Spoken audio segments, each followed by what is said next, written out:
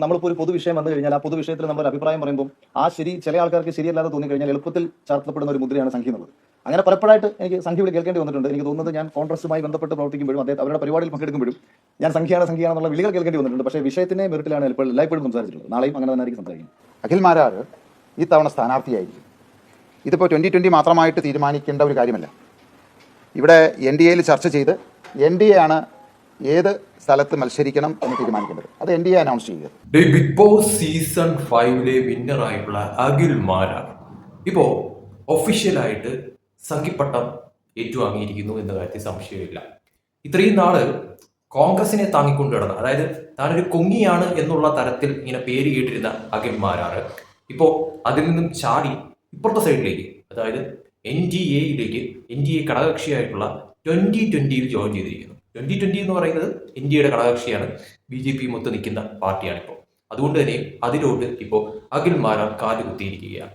എന്തൊക്കെയായിരുന്നു ബഹളം. അഖിൽ മാരാർ കോൺഗ്രസിന്റെ സ്ഥാനാർത്ഥിയാവാൻ പോകുന്നു, അഖിൽ മാരാർ കൊട്ടാരക്കരയിൽ നിന്ന് മത്സരിക്കാൻ പോകുന്നു, അഖിൽ മാരാർ ഇപ്പോൾ പൊളിച്ചടുക്കുമെന്നൊക്കെ പറഞ്ഞുകൊണ്ടുള്ള കുറേയധികം വാർത്തകളൊക്കെ തന്നെ സോഷ്യൽ മീഡിയയിലൊക്കെ തന്നെ ഇങ്ങനെ പരന്നിരുന്നു. എന്നാൽ അതിനൊക്കെ തന്നെ ഇപ്പോൾ അന്ത്യം കുറിച്ചിരിക്കുകയാണ്. അഖിൽ മാരാർ കോൺഗ്രസിലല്ല നിൽക്കാൻ പോകുന്നത്, അഖിൽ മാരാർ ഇന്ത്യയിലാണ് നിൽക്കാൻ പോകുന്നത്. ഇന്ത്യയുടെ സ്ഥാനാർത്ഥിയാകാൻ പോവുകയാണ് അഖിൽ മാരാർ. അത് ഇനി കൊട്ടാരക്കരയിലാണോ, കൊല്ലത്താണോ, അതോ ഇനി വേറെ എവിടെയെങ്കിലുമാണോ എന്നൊക്കെ കാത്തിരുന്ന് കാണാതെ. ഇതൊക്കെ ആദ്യമേ അങ്ങ് ആയാൽ പോരായിരുന്നോ? എന്തിനായിരുന്നു അഖിൽ മാരാർ ഈ പുകമറയൊക്കെ നടത്തിയത് എന്ന് മനസ്സിലാകുന്നില്ല. എനിക്കിത് കേട്ടപ്പോൾ അല്ലെങ്കിൽ ഈ ഒരു വാർത്ത കണ്ടപ്പോൾ തോന്നിയ ഒരു കാര്യമെന്ന് പറയുന്നത്, സംഭവം പുള്ളിക്കാരൻ കോൺഗ്രസ് ചായ്വുള്ള ഒരു വ്യക്തിയാണ്. പുള്ളിക്ക് പലതവണ പല രീതിയിൽ സംഘിപ്പട്ടം കൊങ്ങിപ്പട്ടം ഒക്കെ തന്നെ കിട്ടിയിട്ടുള്ള ഒരു വ്യക്തിയാണ്. കാരണം പല രീതിയിലാണ് പുള്ളി പറയുന്നതെന്ന് പറയുന്നത്. പക്ഷെ കൂടുതലും കോൺഗ്രസിനെ താങ്ങിക്കൊണ്ട് അല്ലെങ്കിൽ കോൺഗ്രസിനെ സപ്പോർട്ട് ചെയ്തുകൊണ്ട് തന്നെയാണ് അഖിൽ മാരാർ സംസാരിച്ചിട്ടുള്ള പല കാര്യങ്ങളെന്ന് പറയുന്നത്. ആ ഒരു വ്യക്തിയാണ് ഇപ്പോൾ പൊടുന്നനെ എടുത്തൊരു ചാട്ടം ചാടിയിരിക്കുന്നതെന്ന് പറയുന്നത്, അതും BJPയിലോട്ട് NDAയിലോട്ട്. ഇതിന്റെ യഥാർത്ഥ ഒരു കാരണമെന്ന് പറയുന്നത്, ശരിക്കും പറഞ്ഞാൽ എനിക്ക് തോന്നുന്നത് കോൺഗ്രസിനുള്ളിൽ അല്ലെങ്കിൽ UDFിനുള്ളിൽ ഒരു സീറ്റ് ഒപ്പിക്കാനായിട്ട് പുള്ളിക്കാരൻ നോക്കി, പക്ഷേ കിട്ടിയില്ല എന്നാണ് തോന്നുന്നത്. കാരണം അതിനുള്ളിൽ നിൽക്കുന്നവർക്ക് പോലും സീറ്റുകൾ നേരാമണം തികച്ചില്ലെന്നാണ് തോന്നുന്നത്. കാരണം പല രീതിയിൽ പലരും സീറ്റിന് വേണ്ടിയിട്ടുള്ള അടിപിടിയൊക്കെയാണ്. അതിനിടയിൽ ഈ അഖിൽ മാരാറെ അതിൻ്റെ അകത്ത് കൊണ്ടുപോയിട്ട് ഇനി എവിടെ നിർത്താനാണ് എന്തോ എന്നുള്ള ഒരു ചോദ്യം അവിടെ ഉണ്ട്. അതിനുള്ള ഉത്തരം കിട്ടി അഖിൽ മാർക്ക് സീറ്റ് കിട്ടിയില്ല. സീറ്റ് കിട്ടാത്തത് കൊണ്ട് തന്നെ എങ്കിൽ പിന്നെ ഞാൻ കാണിച്ചു തരാം എന്ന മട്ടിൽ അഖിൽ മാരാർ നേരെ ഇപ്പുറത്തോട്ട് ചാടി എന്നതാണ് തോന്നുന്ന ഒരു കാര്യം എന്ന് പറയുന്നത്. അല്ലാതെ പെട്ടെന്നൊരു ചാട്ടം, അതും ഇലക്ഷൻ ടൈം അടുത്ത് നിൽക്കുന്നു. അത് മാത്രമല്ല, ചാടിയത് മാത്രമല്ല, ഇനിയിപ്പോൾ ഇലക്ഷന് പങ്കെടുക്കാൻ പോവുകയാണ്, ഇലക്ഷൻ മത്സരിക്കാൻ പോകുന്നു എന്നുള്ളതും അനൗൺസ് ചെയ്തിരിക്കുകയാണ്. പക്ഷേ എവിടെ എന്നുള്ളത് NDA തീരുമാനിക്കും എന്നുള്ളത് പറഞ്ഞു കഴിഞ്ഞിരിക്കുന്നു. സോ എന്തായാലും പുള്ളിക്കാരൻ ഇലക്ഷന് നിൽക്കണം, ഇലക്ഷനിൽ നിന്ന് മത്സരിച്ച് ജനങ്ങൾക്ക് വേണ്ടി സേവിക്കണം, ജനങ്ങൾക്ക് വേണ്ടി ഒരുപാട് കാര്യങ്ങൾ ചെയ്യണം. അങ്ങനെ ഒരുപാട് കാര്യങ്ങളുണ്ട്. പക്ഷെ ഇതിനൊക്കെ ജയിച്ചു വരാതൊന്നും നടക്കത്തില്ല. ഇനി ബിഗ് ബോസ് സീസൺ 5 ജനങ്ങളെല്ലാവരും കൂടി ഒരുമിച്ച് ചേർന്ന് നിന്ന് അഖിൽ മാരാരെ വിന്നറാക്കിയതുപോലെ തന്നെ നിയമസഭാ തെരഞ്ഞെടുപ്പിലും അഖിൽ മാരാരെ വിജയിപ്പിക്കുമോ അതോ തോൽപ്പിക്കുമോ എന്നുള്ള ഒരു ചോദ്യം. ശരിക്കും പറഞ്ഞാൽ ഈ അഖിൽ മാരാർ തെരഞ്ഞെടുപ്പിൽ നിൽക്കാതിരിക്കുന്നതായിരുന്നു നല്ലതെന്ന് പറയുന്നത്. കാരണം ഇപ്പോൾ ഈ പറയുന്ന UDFിൽ നിന്നാലും BJPയിൽ നിന്നാലും LDFിൽ നിന്നാലും അഖിൽ മാരാറൊക്കെ ജയിക്കുമോ എന്ന ചോദ്യം ഒരു വലിയ ചോദ്യം തന്നെയാണ്. കാരണം ബിഗ് ബോസ് പോലെയൊന്നും അല്ല തെരഞ്ഞെടുപ്പ് എന്ന് പറയുന്നത്. ഈ പറയുന്ന രീതിയിൽ രാഷ്ട്രീയ തെരഞ്ഞെടുപ്പുകൾ എന്ന് പറയുന്നത് ഒരുപാട് കാര്യങ്ങളുണ്ട്. ഇപ്പോൾ എവിടെ നിർത്തിയാലും ഈ പറയുന്ന തരത്തിൽ കൊല്ലത്ത് എവിടെയെങ്കിലുമൊക്കെ തന്നെ ആയാൽ തന്നെയും എനിക്ക് തോന്നുന്നു പാർട്ടി വോട്ടുകൾ ഇപ്പോൾ ഈ പറയുന്ന രീതിയിൽ BJPയിൽ നിന്നാലും കോൺഗ്രസിൽ നിന്നാലും LDFിൽ നിന്നാലും കിട്ടുമായിരിക്കാം.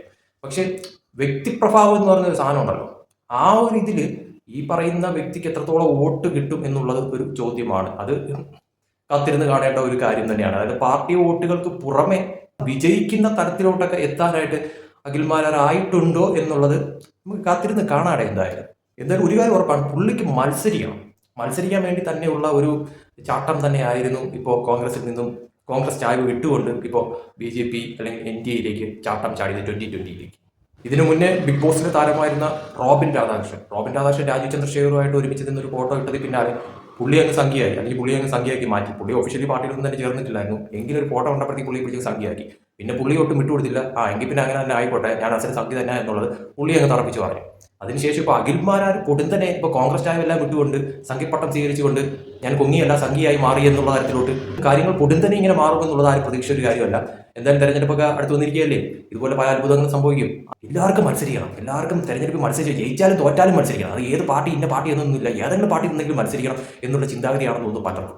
ഈ അഖിൽ മാരാറിനെ സംബന്ധിച്ചിടത്തോളം പുള്ളിക്ക് സംസാരിച്ച് നിൽക്കാനുള്ള കഴിവുണ്ട്. കാരണം ഇപ്പോൾ ബിഗ് ബോസ് സീസൺ 5 വിജയിച്ച് കഴിഞ്ഞതിന് ശേഷം പുറത്തിറങ്ങിയിട്ട് ഒരുപാട് പൊളിറ്റിക്കൽ പരമായിട്ടുള്ള കാര്യങ്ങളും എല്ലാം തന്നെ പുള്ളി തുറന്നടിച്ച് പറഞ്ഞിട്ടുണ്ട്. അതിൽ തന്നെ പലരെയും അനുകൂലിച്ച് പറഞ്ഞിട്ടുണ്ട്, പലരെയും എതിർത്ത് പറഞ്ഞിട്ടുണ്ട്. അങ്ങനെ പല രീതിയിൽ പല തരത്തിൽ പുള്ളി പറഞ്ഞിട്ടുണ്ട്.